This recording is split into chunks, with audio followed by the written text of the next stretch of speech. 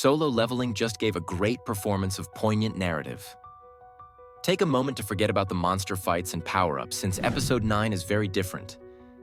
This one will strike you squarely in the heart if you've ever felt a strong bond with your family, especially your mother. I may have shed a tear or two, but please don't judge me. Don't worry, though this isn't simply a depressing episode, it's a masterful fusion of intense character moments, unfiltered emotion, and, of course, some insane power scaling that foreshadows the following action.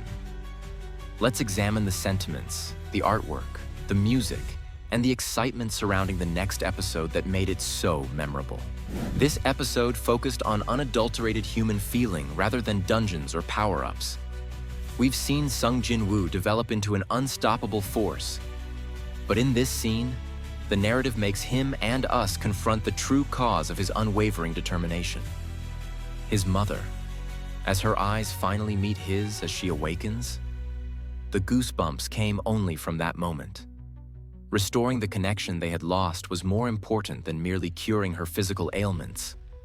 That scene was flawlessly done in every manner, from the delicate animation to the way the OST grew at the ideal time.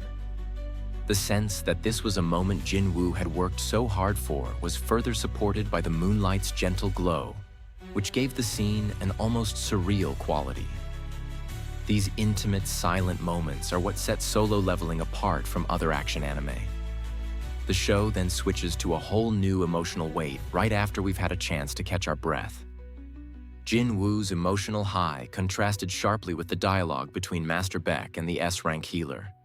No fights, no dazzling abilities, just two fighters considering the wounds they bear.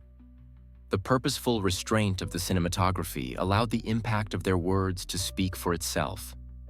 Sharing a drink turned into a symbolic moment of understanding amongst individuals who have witnessed the worst of combat. It served as a reminder that the psychological effects of battle are real, even in a world where fights are supernatural. This moment had the feel of a premonition, grounded and uncannily real. Naturally, Solo Leveling wouldn't be the same without crazy power scaling, and this episode demonstrated that Jinwoo is progressing to a new level. At this time, he is essentially a deity, and the excitement increased when Thomas Andre was eventually unveiled. It raises the question of how ridiculous the power ceiling in this series is, given that the man is reportedly comparable to national armies.